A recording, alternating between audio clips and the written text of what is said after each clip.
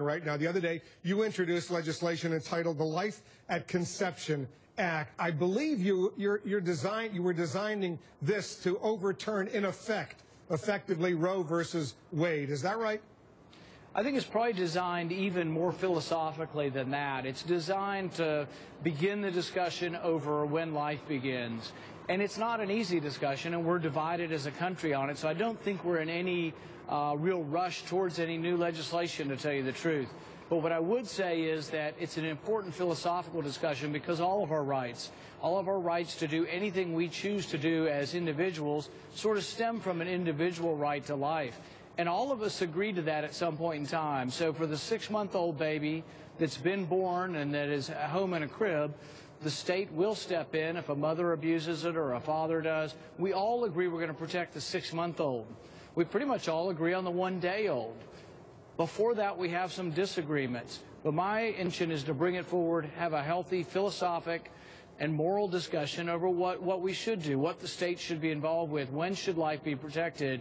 And I don't think we're ready yet for our society maybe to change any laws, but I think it's worthwhile having the discussion if we can keep it from being too much of a flippant discussion over this, that, concrete, this and that, and that it's an important philosophical foundation to the law of a civilization. So just to be precise, if you believe life begins at conception, which I suspect you do believe that, you would have no exceptions for rape, incest, the life of the mother. Is that right? Well, I think that once again puts things in too small of a box. What I would say is that there are thousands of exceptions. You know, I'm a physician, and every individual case is going to be different, and everything's going to be particular to that individual case and what's going on with that mother and the medical circumstances of that mother. I would say that after birth, you know, we've decided that when life begins, we have decided that we don't have exceptions for 1-day-old or 6-month-olds. We don't ask where they came from or how they came into being.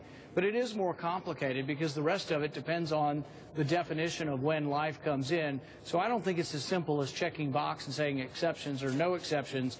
I've been there at the beginning of life. I've held 1-pound babies in my hand that I examine their eyes. I've been there at the end of life. And there are a lot of decisions that are made privately by families and their doctors that really the law won't apply to.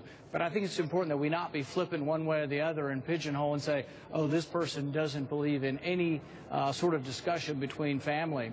And so, no, I don't know if there's a simple way to put me in a category on any of that. Well, it sounds like you believe in some exceptions. Well, there's going to be, like I say, thousands of extraneous situations where the life of the mother is involved and other things that are involved. So I would say that each individual case would have to be addressed. And even if there were eventually a change in the law, let's say that people came more to my way of thinking, there'd still be a lot of complicated things that the law may not ultimately be able to address in the early stages of pregnancy that would have to be part of what occurs between the physician and the woman and the family. And this goes for the same with the end of life.